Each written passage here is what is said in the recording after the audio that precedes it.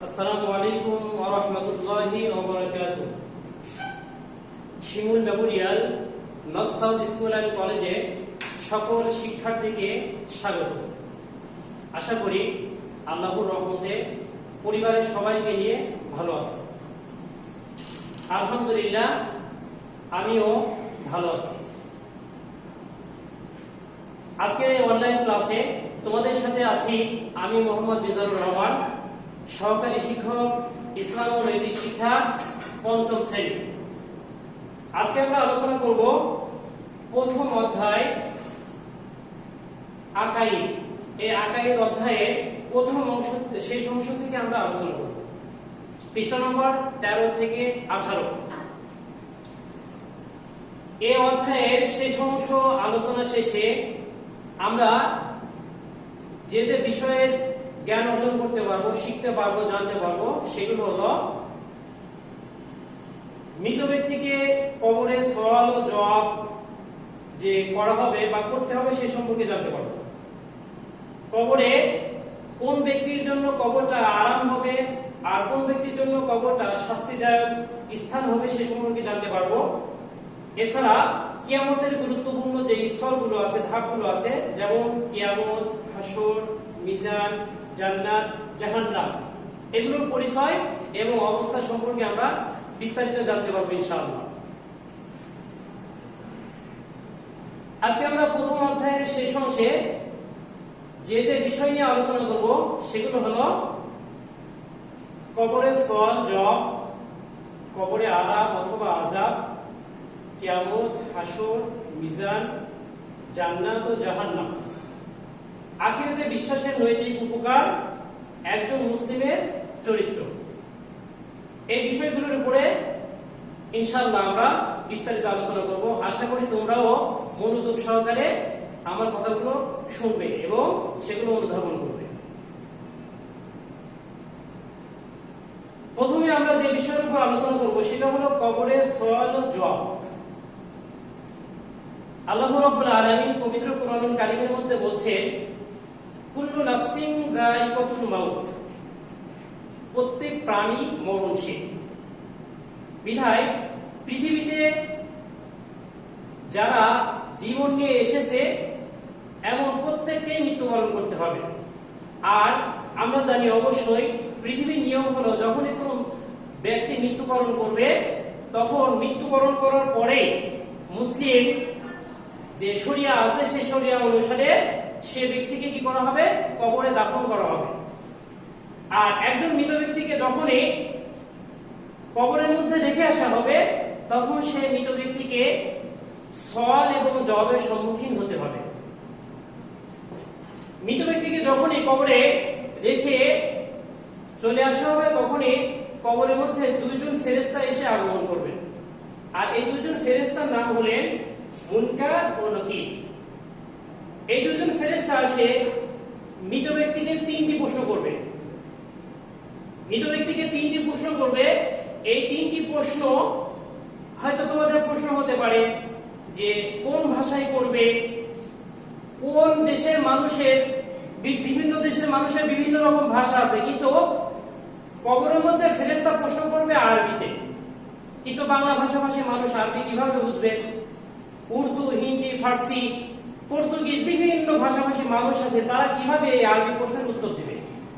কিন্তু কথা হলো যে পৃথিবীতে যারা ঈমান নিয়ে এসেছে, ঈমান নিয়ে বিদায় নিবে এবং পৃথিবীতে সৎকর্ম যারা করবে, যদিও আরবি ভাষায় কবরের মধ্যে প্রশ্ন করা হবে, কিন্তু মুমিন, মুত্তাকি, ঈমানদার ব্যক্তিরা যে ভাষাভাষী হোক না কেন সঠিকভাবে সেই ব্যক্তিরা উত্তর দিতে পারবে। এখন আমরা জানবো যে কবরের মধ্যে যে তিনটি প্রশ্ন করা হবে এই তিনটি প্রশ্ন কি এবং সেই তিনটি প্রশ্নের উত্তর কি হবে। এক নম্বর যে প্রশ্নটি করা হবে সেটি হলো মান রব্বুকা। এর শাব্দিক অর্থ হলো তোমার রব কে। দুই নম্বর প্রশ্ন করা হবে মা দীনুকা, তোমার দ্বীন কি। তিন নম্বর প্রশ্ন করা হবে মান হাদার রাজুল, অর্থাৎ এই ব্যক্তি কে। এখন প্রশ্ন করতে পারো যে স্যার অনেক ক্ষেত্রে আমরা শুনি বলা হবে যে তোমার নবী কে। কিন্তু আপনি বলছেন যে এই ব্যক্তিকে, তোমাদের ধারণা বা তোমাদের প্রশ্ন ঠিক আছে, সেটা হলো যে যখন প্রশ্ন করা হবে যে তোমার নবীকে, আর মৃত ব্যক্তি যখন বলতেও পারবে না, তখন ফেরেশতারা মৃত ব্যক্তিকে মুহাম্মদ সাল্লাল্লাহু আলাইহি ওয়াসাল্লামের ছবি দেখাবে, দেখানোর পর বলবেন যে মান হাযা রাজুল, এই ব্যক্তিকে। এভাবে তিনটি প্রশ্ন করা হবে। তিনটি প্রশ্ন করার পর মৃত ব্যক্তিকে এই তিনটি প্রশ্নের উত্তর দিতে হবে। এক নম্বর প্রশ্নের উত্তর হলো যে মান রব্বুকা, এর উত্তর হলো রব্বি আল্লাহ, অর্থাৎ আমার রব হলেন আল্লাহ তাআলা। দুই নম্বর প্রশ্ন হলো মা দীনুকা, এই দুই নম্বর প্রশ্নের উত্তর হলো দীনিয়াল ইসলাম, অর্থাৎ আমার দ্বীন হলো ইসলাম।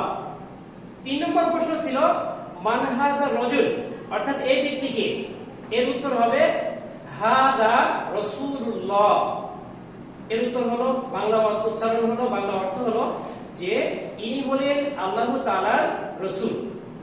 এই যে তিনটি প্রশ্ন যে করা হবে, এই তিনটি প্রশ্নের সম্মুখীন প্রত্যেক ব্যক্তিকেই হতে হবে। প্রশ্ন হতে পারে যে অনেক মানুষকে দেখা যায় যে সমুদ্রে তারা লঞ্চে যাতায়াত করার সময় সমুদ্রে পানিতে ডুবে তারা মৃত্যুবরণ করে, তাদের শরীর বিভিন্ন প্রাণী খেয়ে ফেলে, তাহলে তাদেরকে কিভাবে প্রশ্ন করবে?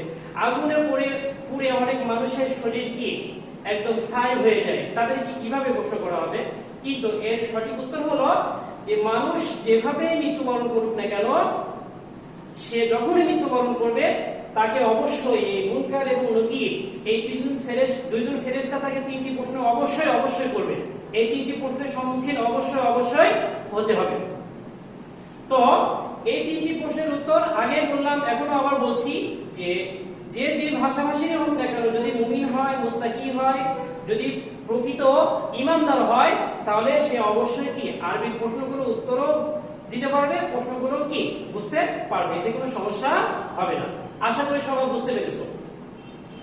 এরপরে আমরা দ্বিতীয় অংশে আলোচনা করব যে কবরে আরাম অথবা আযাব। কবর হলো মানুষের পরকালীন জীবনের প্রথম ধাপ। বিধায় এই কবরে যখনই মানুষকে রাখা হবে, তিনটি প্রশ্ন করা হবে, আর এই তিনটি প্রশ্নের উত্তর যখনই সে ব্যক্তি দিতে পারবে, তখন তার পরকালীন জীবনের প্রত্যেকটি স্তরে সহজ হয়ে যাবে। আর যদি এই তিনটি প্রশ্নের উত্তর যদি দিতে না পারে, তাহলে তার প্রত্যেকটি পরকালীন জীবনে প্রত্যেকটি ধাপ তার জন্য কঠিন হয়ে যাবে। বিধায় দুনিয়াতে যারা ভালো কাজ করবে তারা কবরে জান্নাতের শান্তি অনুভব করবে, অর্থাৎ কবরের মধ্যে অবস্থান করা কালীনই সে ব্যক্তি কি জান্নাতের সুযোগ সুবিধা ভোগ করতে পারবে। আর দুনিয়াতে যারা খারাপ কাজ করবে তারা কবরে কি শাস্তি ভোগ করবে, অর্থাৎ কবরের মধ্য থেকে সে ব্যক্তিকে বিভিন্ন প্রকার সাপ, বিচ্ছু, দুপাশ থেকে মাটির যে চাপ, এভাবে জাহান্নামে যে শাস্তিগুলো, সেই শাস্তিগুলো কবরের মধ্য থেকে তাকে কি দেওয়া শুরু হয়ে যাবে। এজন্য বলা হচ্ছে যে একজন মৃত ব্যক্তির জন্য কবরটা হবে আরামদায়ক, আবার অপরদিকে আরেকজন মৃত ব্যক্তির জন্য কবরটা হবে কি শাস্তিদায়ক, আযাব। বিধায় দুনিয়ার জীবনের উপরে কি কবরের শান্তি এবং কি শাস্তি নির্ভর করছে। এজন্য অবশ্যই কি আমরা পৃথিবীতে সর্বক্ষণিক ভাবে চেষ্টা করব ইসলাম এবং আল্লাহ এবং রাসূলের নির্দেশনা অনুসারে কি আমাদের জীবনটাকে অতিবাহিত করব। এরপরে আমরা আলোচনা করব কিয়ামতের অর্থাৎ পরকালীন জীবনের গুরুত্বপূর্ণ কিছু ধাপ। আমরা আগে বললাম বা জানলাম যে কিয়ামতের তথা আখিরাতের প্রথম ধাপ হলো কবর।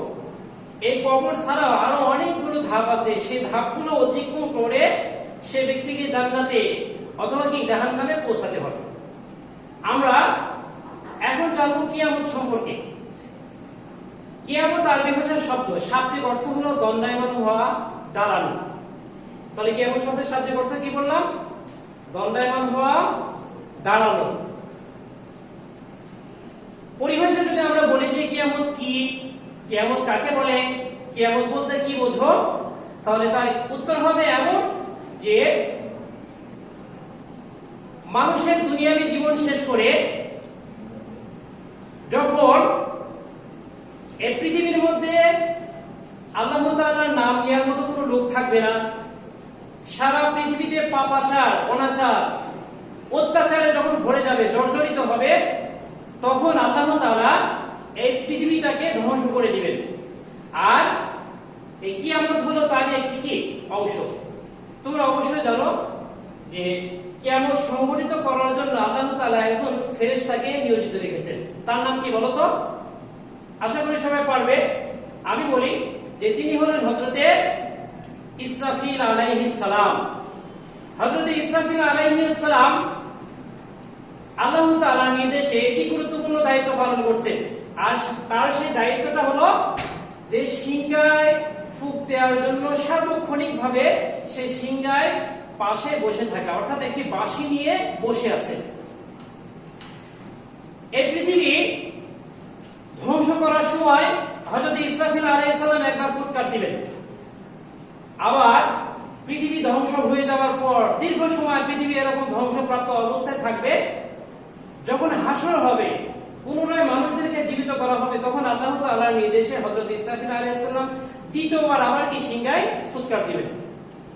তাহলে আমি কি বললাম যে হযরত ইসরাফিল আলাইহিস সালাম সিংহায় ফুৎকার দিবেন দুইবার, আর পৃথিবী ধ্বংসপ্রাপ্ত হবে কি দুইবার। অর্থাৎ একবার সিংহায় ফুৎকার দেওয়ার কারণে পৃথিবীতে সমস্ত কিছু ধ্বংস হয়ে যাবে, আবার সিংহায় ফুৎকার দেওয়ার কারণে পৃথিবীতে যেগুলো ধ্বংসপ্রাপ্ত হয়েছিল, মানুষ মৃত্যুবরণ করেছিল, তারা আবার জীবিত হয়ে যাবে। প্রিয় শিক্ষার্থীরা, আমি আবার তোমাদেরকে কথাটি রিপিট করছি। তাহলে হযরত ইসরাফিল আলাইহিস সালাম সিংহায় কয়বার ফুৎকার দিবেন? দুইবার। প্রথমবার সিংহায় ফুৎকার দেওয়ার সঙ্গে সঙ্গে সমস্ত পৃথিবী ধ্বংসপ্রাপ্ত হয়ে যাবে। আবার আল্লাহ তাআলার নির্দেশে যখন দ্বিতীয়বার সিংহায় ফুৎকার দিবেন, তখন মৃত মানুষ সহ, অর্থাৎ যে সমস্ত প্রাণীরা মৃত্যুবরণ করেছিল, যাদের বিচার হবে, তারা আবার পুনরায় কি জীবিত হয়ে উঠবে। এভাবে হযরত ইসরাফিল আলাইহিস সালাম দুইবার কি সিংহায় ফুৎকার দিবেন। পৃথিবীতে ধ্বংসপ্রাপ্ত হবে, এটা শুধুমাত্র কোরআন এবং হাদিসের দ্বারা স্বীকৃত নয়, বরং বর্তমান বিজ্ঞানও কি এটাকে স্বীকৃতি দিয়েছে। যেমন বিজ্ঞানীরা বলছে যে এমন এক সময় আসবে যে সূর্যের কোনো তাপ থাকবে না। বিজ্ঞানীরা আরো বলছেন যে চাঁদের কোনো আলো থাকবে না। এরপর তাদের তথ্য মতে যে গ্রহ এবং উপগ্রহের মধ্যে সংঘর্ষ তৈরি হবে। তার মানে এগুলো দিয়েও আমরা বুঝতে পারি যে কিয়ামত কি অবশ্যই অবশ্যই হবে। কিয়ামত যে হবে না, এ বিষয়ে কি কোনো সন্দেহ করার উপায় নেই। আল্লাহ তাআলা পবিত্র কোরআনুল কারীমের মধ্যে বলছেন যে ওয়াবিল আখিরাতি হুম ইউকিনুন। আর যারা প্রকৃত মুত্তাকি, যারা প্রকৃত মুমিন, তারা অবশ্যই কি আখিরাতের প্রতি, পরকালের প্রতি কি বিশ্বাস স্থাপন করবে। এজন্য অবশ্যই কি আমরাও কি এই কিয়ামতের উপর বিশ্বাস স্থাপন করব। আখিরাতে আরেকটি গুরুত্বপূর্ণ বিষয় হলো হাসর। আমি কিয়ামতের আলোচনার মধ্যেই তোমাদেরকে বলেছি যে হযরত ইসরাফিল আলাইহিস সালাম প্রথমবার সিংহায় ফুৎকার দেওয়ার সঙ্গে সঙ্গে সমস্ত পৃথিবী ধ্বংস হয়ে যাবে। দ্বিতীয়বার সিংহায় ফুৎকার দেওয়ার সঙ্গে সঙ্গে কি আবার সমস্ত মানুষ কি উঠে দাঁড়াবে। হাসর শব্দের শাব্দিক অর্থ হলো সমবেত হওয়া, একত্রিত হওয়া। প্রিয় শিক্ষার্থীরা, আমি আবারও তোমাদেরকে অবগত করছি, হাসর আরবি ভাষার শব্দ, শাব্দিক অর্থ হলো সমবেত হওয়া, একত্রিত হওয়া। আর হযরত ইসরাফিল আলাইহিস সালাম যখন দ্বিতীয়বার সিংহায় ফুৎকার দিবেন, সমস্ত মানুষ জীবিত হয়ে একত্রিত হবেন একটি ময়দানে। আর এদিক বিবেচনায় এর নামকরণ করা হয়েছে হাসর বা সমাবেশ বা সমবেত। হাসরের ময়দানে মানুষদেরকে কেন সমবেত করা হবে? হাসরের ময়দানে মানুষদেরকে সমবেত করার মূল উদ্দেশ্য হলো যে পৃথিবীতে মানুষ ভালো কাজ করেছে না মন্দ কাজ করেছে, বা মানুষ হয়তোবা ভাবছে যে আমি হয়তোবা ভালোই কাজ করেছি সবগুলো, আবার কোনো মানুষ হয়তোবা ভাবছে আমার কোনো পুণ্যই হয়নি বা আমার দ্বারা কোনো ভালো কাজই হয়নি। এগুলোকে সঠিক নির্ণয়ের জন্য বা কার কেমন ভালো কাজ, কার কেমন খারাপ কাজ, এগুলোকে যাচাই করার জন্য, পরিমাণ করার জন্য আল্লাহ তাআলা হাসরের ময়দানে সমস্ত মানুষদেরকে একত্রিত করবেন। আর এই দিবসটির নাম রাখা হয়েছে হাসর। এরপরে আখিরাতের আরেকটি গুরুত্বপূর্ণ বিষয়ের নাম হলো মিজান। মিজান শব্দের শাব্দিক অর্থ হলো পরিমাপ যন্ত্র, দাঁড়িপাল্লা। আবার বলছি, মিজান আরবি ভাষার শব্দ, শাব্দিক অর্থ হলো দাড়িপাল্লা পরিমাপ যন্ত্র। আল্লাহ তাআলা বলছেন ওয়ালা দাউল মাওয়াজিনুল কিসত লিয়াউমিল কিয়ামাহ, আমি অবশ্যই কিয়ামতের দিনকে ন্যায় বিচারের মানদণ্ড স্থাপন করব। তাহলে এই যে অর্থ বললাম যে ন্যায় বিচারের মানদণ্ড, ন্যায় বিচারের মানদণ্ড বলতে আল্লাহ তাআলা এই পরিমাপক যন্ত্র বা মিজানকে বুঝিয়েছেন। আল্লাহ তাআলা এই মিজান কেন স্থাপন করবেন? যাতে করে কোনো মানুষ আল্লাহ তাআলা বা ফেরেশতার প্রতি বা কোনো নবী রাসূলদের প্রতি অভিযোগ উত্থাপন করতে না পারে যে দুনিয়াতে আমি ভালো কাজ করেছি অথচ আমার ভালো কাজগুলো কি আমাকে দেওয়া হচ্ছে না। এজন্য আল্লাহ তাআলা নিরপেক্ষতা বজায় রাখার জন্য, বান্দার জন্য কোনো অভিযোগ না হয় সেজন্য আল্লাহ তাআলা কি এই মিজান পরিমাপক যন্ত্র বা দাড়িপাল্লা স্থাপন করবেন। এই দাড়িপাল্লার মাধ্যমে আল্লাহ তাআলা পাপ ও পুণ্যের কি আমলগুলোকে কি করবে? ওজন করবেন।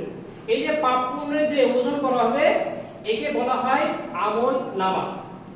মানুষের যে পাপ পুণ্য লেখা হয়, মানুষের পাপ পুণ্য নির্ধারণ করে রাখা হয়, তার নাম হলো আমল নামা। আল্লাহ তাআলা দুইজন ফেরেশতাকে আমাদের এই পাপ পুণ্য লিখে রাখার জন্য দুই কাঁধে দায়িত্বরত রেখেছেন। তারা হলেন কিরামান কাতিবিন। ডান কাঁধে রয়েছে কিরামান আর বাম কাঁধে রয়েছেন কাতিবিন। এই দুজন ফেরেশতার কাজ হলো ডান কাঁধে যিনি আছেন তিনি ভালো কাজগুলোকে লিপিবদ্ধ করছেন, আর বাম কাঁধে যিনি আছেন তিনি খারাপ কাজগুলোকে লিপিবদ্ধ করছেন।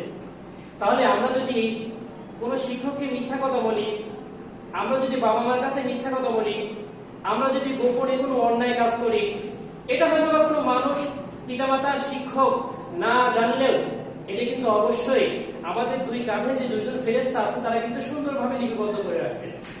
আর এগুলো কি অবশ্যই কি আমরা যে বললাম হাসরের ময়দানে যে আমরা সমবেত হব, সেই হাসরের ময়দানে আমাদেরকে এই আমলনামাগুলো হাতে ধরিয়ে দেওয়া হবে। তারপর আল্লাহ তাআলা বললেন যে ইকরা কিতাবা কাফা বিনাফসিকা ইয়াউমা আলাইকা হাসিবা, তুমি এটা পড়ো, তোমার নিজের হিসাবের জন্য এটাই যথেষ্ট। অর্থাৎ আমাদের আমলনামাকে আমাদের হাতে দিয়ে দেওয়া হবে। তখন আমরা নিজে দেখতে পারবো যে আমি এই ছোট্ট কাজগুলো, ছোট্ট পাপ কাজ করেছিলাম, এটাও লেখা হয়েছে। আমি একজন ভিক্ষুককে একটি টাকা দান করেছিলাম, এটাও লেখা আছে। তখন আমরা বুঝতে পারবো যে আমরা ভালো কাজগুলো বেশি বেশি না করে কি না ভুল করেছি। এজন্য অবশ্যই কি করবো? আমরা দুনিয়াতে ভালো কাজ বেশি বেশি করবো, পিতামাতার আদেশ শুনবো, শিক্ষকদের যে উপদেশ সেগুলোকে মান্য করব। তাহলে আমরা পৃথিবীতে যেমন সফলতা অর্জন করতে পারবো, অনুরূপ ভাবে হাসরের ময়দানে যখন এই মিজানের পাল্লায় বা দাড়ি পাল্লায় আমাদের আমলনামা ওজন করা হবে, তখন আমরা আনন্দ চিত্তে কি মানুষের সামনে চলতে পারবো, মানুষের সামনে দাঁড়াতে পারবো যে না আমার নেকির পাল্লা, আমার ভালো আমলের পাল্লা কি ভারী হয়েছে, আমি জান্নাতবাসী হতে পারবো। এর চেয়ে কি আর কোনো সুখকর খবর হতে পারে, কোনো সাফল্যের কোনো সংবাদ হতে পারে যে কিয়ামতের ময়দানে আমার ভালো আমলের পাল্লা সবচেয়ে কি ভারী হয়েছে। এরপরে আমরা আরেকটি গুরুত্বপূর্ণ স্তর বা ধাপ নিয়ে আলোচনা করব, সেটা হলো জান্নাত। জান্নাত শব্দের শাব্দিক অর্থ হলো আবৃত স্থান, বাগান বা চিরস্থায়ী সুখের স্থান। পৃথিবীতে এই যে মুমিন, মুত্তাকি বা পরহেজগার, আল্লাহু ভীরু যে সমস্ত ব্যক্তিরা, তোমরা দেখো যে অনেক মানুষ আছে যে তারা হালাল রুজি উপার্জনের জন্য, তারা হালাল পথে উপার্জনের জন্য রাত দিন কতই না কষ্ট করে, কিন্তু তারা ইচ্ছা করলে চুরি করতে পারতো, তারা ইচ্ছা করলে প্রতারণা করতে পারতো, তারা ইচ্ছা করলে খারাপ পথে তারা সহজভাবে তাদের জীবিকা নির্বাহ করতে পারতো, কিন্তু তারা করে না। কেন করে না? যে আল্লাহ তাআলা এই মুমিন, মুত্তাকি, পরহেজগার ব্যক্তিদের জন্য আল্লাহ তাআলা পরকালীন জীবনে একটি চিরস্থায়ী সুখের স্থান রেখেছেন, তার নাম হলো কি? জান্নাত। এখন আমাদের মনের ভিতরে কল্পনা জাগতে পারে যে এত কষ্ট করলো, এত পরিশ্রম করলো, এত সততার পরিচয় দিল, কিন্তু এই জান্নাতের মধ্যে কি আছে বা জান্নাতে গিয়ে কি পাওয়া যাবে? আল্লাহ তাআলা বলছেন ইন্নাল্লাযীনা আমানু, নিশ্চয় যারা ঈমান আনে, ওয়া আমিলুস সলিহাত, এবং সৎকর্ম করে, কানাত লাহুম জান্নাতুল ফিরদাউস, তাদের জন্য রয়েছে জান্নাতুল ফিরদাউস, খালিদিনা ফিহা আবাদা, আর যারা এই জান্নাতুল ফিরদাউস তথা জান্নাতে প্রবেশ করবে তারা সেখানে চিরস্থায়ীভাবে অবস্থান করবে, তাদেরকে কোনোদিন আর সেখান থেকে বের করা হবে না। তাহলে জান্নাতুল ফেরদাউসের নাম আমরা জানলাম। প্রশ্ন হতে পারে যে জান্নাত কয়টি? জান্নাত হলো মোট 8টি। সবাই বলো জান্নাত কয়টি? জান্নাত হলো 8টি। তাহলে সর্বশ্রেষ্ঠ জান্নাতের নাম কি? সর্বশ্রেষ্ঠ জান্নাতের নাম হলো জান্নাতুল ফেরদাউস। এটা হলো সবচেয়ে সুখকর, সবচেয়ে আরামদায়ক, সবচেয়ে উচ্চ মর্যাদা সম্পন্ন একটি জান্নাত। আর এই জান্নাতে যারা যাবে তারা সেখানে কি কি পাবে? আল্লাহ তাআলা বলছেন যে ওয়ালাকুম ফিহা মা তাশতাহি আনফুসুকুম ওয়ালাকুম ফিহা মা তাদউন। জান্নাতের মধ্যে যারা প্রবেশ করবে তারা যা চাইবে তাই সেখানে কি নিয়োজিত রাখা হয়েছে।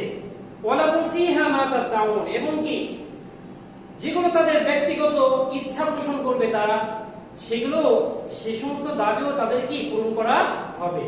তার মানে জান্নাত হলো এমন একটি জায়গা যে জায়গায় কোনো মানুষ প্রবেশ করলে সেই মানুষ যে ইচ্ছা পোষণই করুক না কেন, আল্লাহ তাআলা সেই ইচ্ছাগুলো, সেই আশাগুলো বা তার সেই স্বপ্নগুলোকে আল্লাহ তাআলা পূরণ করবেন।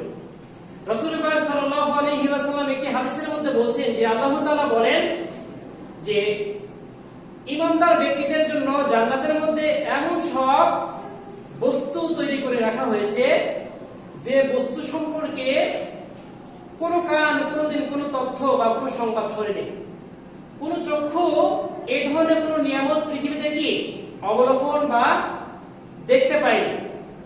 এমনকি সেখানে যে আরাম এবং শান্তির যে নির্ধারণ করে রাখা হয়েছে যা মানুষের কি হৃদয়ে কোনদিন কি কল্পনা করতে পারেনি, এমন একটি সুখকর জায়গার নাম হলো কি জান্নাত। তাহলে জান্নাতের আমরা বর্ণনা জানলাম, জান্নাত কেমন সেটা জানলাম। এখন এই জান্নাতে যেতে হলে কি করতে হবে?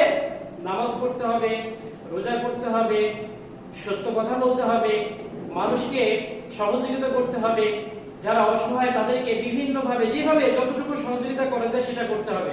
তাহলে আল্লাহ তাআলা আমাদের জন্য অবশ্যই কি জান্নাতের দরজা খুলে দিবেন। এরপরে এখান থেকে তোমাদের একটি প্রশ্ন হয়ে থাকে, খুবই গুরুত্বপূর্ণ প্রশ্ন, তোমরা বাসায় চর্চা করবে যে জান্নাত শব্দের অর্থ কি, অথবা জান্নাত মোট কয়টি?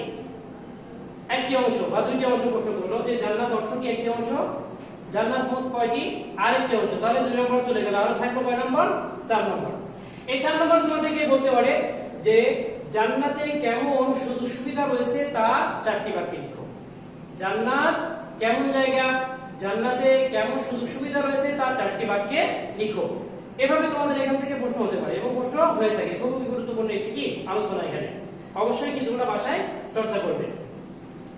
এরপর আমরা আলোচনা করব জান্নাতের বিপরীতে কি নাম, সেটা হলো কি জাহান্নাম। জাহান্নামও আরবি ভাষার শব্দ, শাব্দিক অর্থ হলো আগুনের গর্ত। এটাকে নরকও বলা হয়ে থাকে। এখন আমরা জানবো যে এই জাহান্নাম কাদের জন্য। জাহান্নামে যাবে বা জাহান্নাম হলো সেই সমস্ত ব্যক্তিদের জন্য যারা পৃথিবীতে কুফরি করেছে, যারা পৃথিবীতে অন্যায় কাজ করেছে, যারা পৃথিবীতে শিরক করেছে, যারা পৃথিবীতে মানুষের সাথে প্রতারণা করেছে, যারা পৃথিবীতে মানুষের সাথে মুনাফিকি করেছে, এই সমস্ত ব্যক্তিদের জন্য আল্লাহ তাআলা যে চিরস্থায়ী কষ্টের স্থান নির্ধারণ করে রেখেছেন তার নাম হলো জাহান্নাম। আমি আবার বলছি, পৃথিবীতে যারা কাফের, মুশরিক, মুনাফিক, প্রতারক, বিভিন্ন পাপাচারে লিপ্ত, তাদের জন্য যে চিরস্থায়ী কষ্টের স্থান নির্ধারণ করে রাখা হয়েছে তার নাম হলো জাহান্নাম। জান্নাতের সংখ্যা কয়টি বলতো? আগে বলেছি জান্নাতের সংখ্যা 8টি। আরেকটি মনে রাখবা, জান্নাতের সংখ্যা বেশি আর জাহান্নামের সংখ্যা কম। তাহলে জান্নাত হলো 8টি আর জাহান্নাম হলো 7টি। আল্লাহ তাআলা পবিত্র কোরআনুল কারীমের মধ্যে বলছেন যে জাহান্নামে কারা যাবে। ইন্নাল্লাযীনা কাফারু ওয়া কাযযাবু বিআয়াতিনা, নিশ্চয় যারা কুফরি করে, ওয়া কাযযাবু বিআয়াতিনা, এবং আল্লাহ তাআলার নিদর্শন, আল্লাহর আয়াতসমূহকে যারা মিথ্যা প্রতিপন্ন করে, উলাইকা আসহাবুন নার, তারাই হবে জাহান্নামের অধিবাসী। হুম ফিহা খালিদুন, আর এই সমস্ত ব্যক্তিরা জাহান্নামের মধ্যে চিরস্থায়ীভাবে অবস্থান করবে। তাহলে জাহান্নামী কারা তারা জানলাম। এখন আমরা জানি যে জাহান্নাম কেমন জায়গা, জাহান্নামে কেমন শাস্তি দেওয়া হবে। আল্লাহ তাআলা বলেছেন ইন্নাল্লাযীনা কাফারু, নিশ্চয় যারা কুফরি করে, ওয়াকাযযাবু বিআয়াতিনা, এবং আল্লাহ তাআলার আয়াতসমূহকে, আল্লাহ তাআলার নিদর্শনসমূহকে মিথ্যা প্রতিপন্ন করে, সাউফা নুসলিহিম নার, অচিরেই আমি তাদেরকে জাহান্নামের আগুনে নিক্ষিপ্ত করব। জাহান্নামের আগুনে নিক্ষিপ্ত করার পর কেমন হবে? তোমরা জানো যে জাহান্নামের আগুন পৃথিবীর আগুনের থেকে 70 গুণ বেশি উত্তপ্ত হবে। তাহলে দেখো যে জাহান্নামের আগুন যদি 70 গুণ বেশি উত্তপ্ত হয়, তাহলে আমাদের কেমন ধরনের শাস্তি ভোগ করতে হবে? হাদিস শরীফের মধ্যে এভাবে এসেছে যে জাহান্নামের আগুনের যে ধোঁয়া, এই ধোঁয়া যদি পৃথিবীতে ছেড়ে দেওয়া হয়, পৃথিবীতে কিয়ামত পর্যন্ত আর কোনোদিন কোনো তরুলতা জন্মাবে না। তাহলে আয়াতের শেষ অংশে আল্লাহ তাআলা বলেন যে ইন্নাল্লাযীনা কাফারু ওয়া কাযযাবু বিআয়াতিনা সাওফা নুসলিহিম নারা কুল্লামা নাদিজাত জুলুদুহুম, আর আমি অবশ্যই এই সমস্ত ব্যক্তিদেরকে কি করব? যখনই এই আগুনের মধ্যে নিক্ষেপ করব, তখন তাদের চামড়াগুলো পুড়ে ঝলসে যাবে। বাতাল্লাহুম জুলুদান গায়রাহা, আল্লাহ তাআলা বলেন যে যখনই ঝলসে যাবে, তখন পুনরায় আবার তাদের শরীরের চামড়াগুলোকে আবার কি করা হবে? নতুন করে তৈরি করা হবে। কেন তৈরি করা হবে? লিয়াযুকুল আযাব, যাতে করে তারা কি শাস্তি ভোগ করতে পারে। তাহলে দেখো যে জাহান্নামের আগুনটা কত উত্তপ্ত হবে, আর এভাবে ক্রমান্বয়ে নিমিষেই মানুষের শরীর, চামড়া, হাড্ডি, মাংস পুড়ে ছাই হয়ে যাবে, আবার চোখের পলকে মানুষের শরীর আগের মতো হয়ে যাবে, আবার মানুষদের শরীরকে কি করা হবে? পুনরায় পুরানো হবে। এভাবে পুরাতে থাকতে হবে। জাহান্নামীদের খাদ্য কেমন হবে? হাদিস শরীফের মধ্যে এভাবে এসেছে যে জাহান্নামীদের খাদ্য হবে, জাহান্নামীদের যে শরীর পুরানোর পর তাদের শরীর থেকে যে রক্ত, পুজ এগুলো যে বের হবে, এগুলো তাদেরকে পানীয় হিসাবে দেওয়া হবে। আর তাদেরকে তারা যখন ক্ষুধা বলে চিৎকার করবে, ক্ষুধার যন্ত্রণায় চিৎকার করবে, তখন ঝাক্কুম নামক কাঁটাযুক্ত এক প্রকার বৃক্ষ আছে। তাহলে কি বললাম? ঝাক্কুম নামক এক প্রকার কাঁটাযুক্ত বৃক্ষ আছে। এই বৃক্ষগুলো জাহান্নামীদেরকে ক্ষুধা নিবারণের জন্য দেওয়া হবে। কিন্তু দুঃখের বিষয় হলো, যখনই সেই বৃক্ষ অর্থাৎ ঝাক্কুম নামক বৃক্ষগুলো ভক্ষণ করবে, তখন তাদের গলায় এসে সেই বৃক্ষগুলো কি, কাঁটাযুক্ত বৃক্ষগুলো কি আটকে যাবে, তাদের পেটের মধ্যে কি সেই খাদ্য পৌঁছাবে না। এভাবে জাহান্নামীদেরকে ক্রমান্বয়ে একের পর এক কি শাস্তি দিতে থাকবে। এজন্য অবশ্যই কি করতে হবে? মিথ্যা পরিহার করতে হবে, প্রতারণা পরিহার করতে হবে, মুনাফিকি পরিহার করতে হবে, কুফরি, শিরকি, যাবতীয় পাপ কাজ থেকে কি করতে হবে? বিরত থাকতে হবে। যদি থাকি, তাহলে আল্লাহ তাআলার এই কঠিন শাস্তি থেকে আমরা কি রক্ষা পেতে পারি। তাহলে এখান থেকে তোমাদের প্রশ্ন হয়, জাহান্নাম শব্দের অর্থ কি? জাহান্নাম শব্দের অর্থ হলো চিরস্থায়ী কষ্টের স্থান। জাহান্নাম কয়টি? জাহান্নাম হলো 7টি। এখন আরেকটি অংশ হতে পারে, 3টা অংশ থাকে একটা প্রশ্নে, বেশি হলে 3টা থাকতে পারে, তাহলে 2টি বললাম। আরেকটি অংশ হতে পারে জাহান্নামে কেমন ধরনের শাস্তি দেওয়া হবে, তার 4টি বাক্যে লিখো। তাহলে অবশ্যই আমরা এখান থেকে কি এই প্রশ্নটা বাসায় চর্চা করব। এরপরে আমরা আলোচনায় চলে যাব যে একজন মুসলিমের চরিত্র। তাহলে আমরা আলোচনা করছি যে একজন মুসলিমের চরিত্র, একজন মুসলিমের চরিত্র কেমন হওয়া দরকার, একজন মুসলিমের চারিত্রিক বৈশিষ্ট্য কেমন হওয়া দরকার, এটা আমরা জানব। দেখো যে একজন মুসলিম অবশ্যই কি চরিত্রের যতগুলো গুণ থাকা দরকার, একজন মুসলিমের মধ্যে সবগুলো গুণ থাকবে। এটাই প্রকৃত মুসলিমের কি চারিত্রিক বৈশিষ্ট্য। আমরা এর মধ্যে বিশেষ কিছু চারিত্রিক বৈশিষ্ট্য নিয়ে আলোচনা করব। একজন মুসলিমের যে সমস্ত চরিত্র বা চারিত্রিক বৈশিষ্ট্য থাকা দরকার, তার মধ্যে অন্যতম হলো একজন মুসলমান মন্দ চিন্তা থেকে সে তার মনকে মুক্ত রাখবে। অর্থাৎ একজন মুসলমান কখনো কি কারোর খারাপ চিন্তা নিয়ে কি তার মনকে ব্যস্ত রাখবে না, সে সর্বদা কি ভালো চিন্তা ধারণা নিয়ে কি চলাফেরা করবে।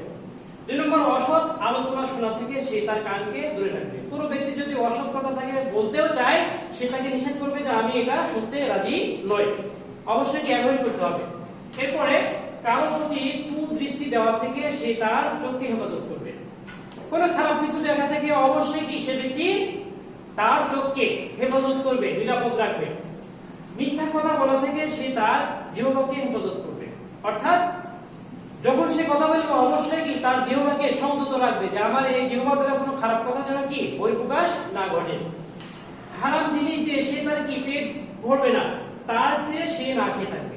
তার মানে কি, যেগুলো হারাম খাদ্য, হারাম উপার্জন, যাবতীয় কিছু কি বর্জন করবে, বরং সে কি না খেয়ে থাকবে।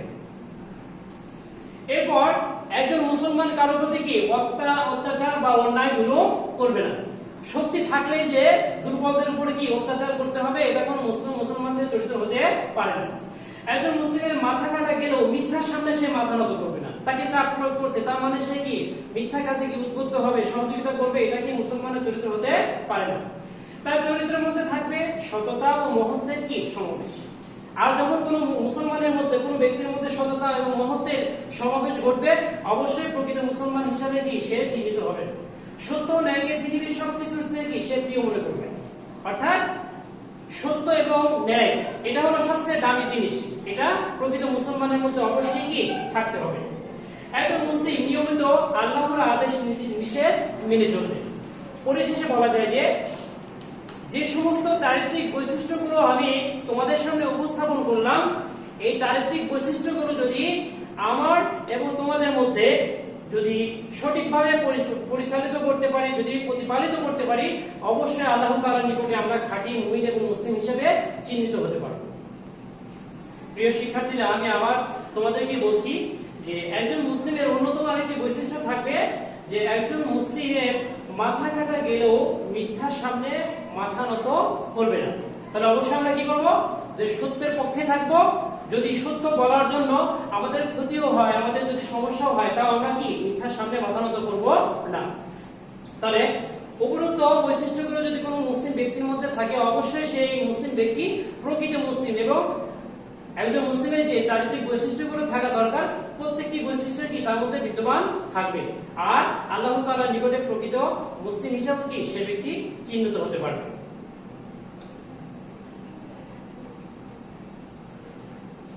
একজন মুসলিমের চরিত্র জানলাম, আমরা সংক্ষেপে জানবো যে একজন অমুসলিমের চরিত্র কেমন হয়ে থাকে। স্বাভাবিকভাবে আমরা জানি যে আমরা আল্লাহ তাআলার নির্দেশে উদ্বুদ্ধ হয়ে আমরা স্বাভাবিকভাবে গরিবদেরকে যাকাত দিয়ে থাকি। তাহলে এটা আল্লাহ তাআলার নির্দেশ, পাশাপাশি কি ইসলামও বলে যে আল্লাহর পথে গরিবকে যাকাত দাও। কিন্তু অমুসলিমদের চরিত্রটা স্বাভাবিকভাবে কেমন হয়ে থাকে? জবাবে অমুসলিমরা বলে যে যাকাত দিলে সম্পদ কমে যাবে, আমার অর্থের উপর আমি সুদ নেব। অর্থাৎ সে ব্যক্তি যেমন ভাবে যাকাতও দিবে না, পাশাপাশি ইসলামে বা মুসলমানরা সুদকে হারাম মনে করে, অথচ অমুসলিম কি মনে করে যে সুদটাকে বৈধ মনে করে, সে সুদের পক্ষে কি কথা বলে থাকে। এই জন্য অবশ্যই কি আমরা অমুসলিমদের যে সমস্ত চরিত্র সেটা আমাদের ভিতরে বাস্তবায়ন করব না, বরং প্রকৃত মুসলমানের যে চারিত্রিক বৈশিষ্ট্য সেগুলো আমরা ধারণ করব, সে অনুসারে কি আমরা আমাদের জীবন কি পরিচালিত করব। প্রিয় শিক্ষার্থীরা, অনেক সময় ধরে আমরা আজকে এই ক্লাসে আলোচনা করলাম। এখন আমরা শেষ পর্যায়ে এসে তোমাদের কাছে কিছু প্রশ্ন জানতে চাইবো যে তোমরা মনোযোগ সহকারে আমার আলোচনা শুনেছো কিনা। ঠিক আছে, শুরু করছি তাহলে।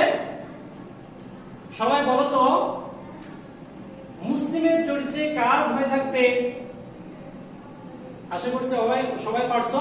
মুসলিমের চরিত্রে থাকবে আল্লাহ তাআলার ভয়। 6 নম্বরের প্রশ্ন, আখিরাতের প্রথম ধাপ কোনটি? আখিরাতের প্রথম ধাপ কোনটি? তাহলে কবর। আখিরাতের প্রথম ধাপ কোনটি? কবর। 9 নম্বর, রব্বি আল্লাহ অর্থ কি? অর্থাৎ আমরা যে কবরে সওয়াল জবাবে জানলাম, তার মধ্যে অন্যতম একটা প্রশ্ন হলো কি, উত্তর হলো যে মান রব্বুকা, এর শাব্দিক অর্থ হলো কি রব্বি আল্লাহ, অর্থ হলো আমার রব আল্লাহ, আমার সৃষ্টিকর্তা আল্লাহ। 9 নম্বর, চিরস্থায়ী সুখের স্থান কোনটি? জান্নাত হলো চিরস্থায়ী সুখের স্থান। 15 নম্বর হলো কবরে কয়জন ফেরেশতা আগমন করবে? কবরে 2 জন ফেরেশতা আগমন করবে। তোমরা অনেক মনোযোগ সহকারে ক্লাসগুলো বা ক্লাসের আলোচনা শুনেছো, এর জন্য তোমাদেরকে অসংখ্য ধন্যবাদ। আর আলোচনা শেষ পর্যায়ে তোমাদের সুস্থতা, তোমাদের নিরাপত্তা, তোমাদের সার্বিক মঙ্গল কামনা করছি এবং আল্লাহ তাআলার নিকটে প্রার্থনা করছি আল্লাহ তাআলা যেন আমাদের এই মহামারীর প্রকোপ থেকে, মহামারীর যে একটা সংকট চলছে, এই সংকট থেকে আল্লাহ তাআলা যেন আমাদেরকে হেফাজত করেন। আর এর জন্য রাসূলের দোয়া যে দোয়াটি তিনি শিখিয়েছেন সেই দোয়াটি আমরা বারবার করব। সবাই বলো আমার সঙ্গে, আল্লাহুম্মা ইন্নী আউযু বিকা মিনাল বারাসি ওয়াল জুনুনি ওয়াল জুযামি ওয়া মিন সাইয়্যিল আসকাম। ওয়া আখিরু দাওয়ানা আলহামদুলিল্লাহি রাব্বিল আলামিন। আসসালামু আলাইকুম ওয়া রাহমাতুল্লাহি ওয়া বারাকাতুহু।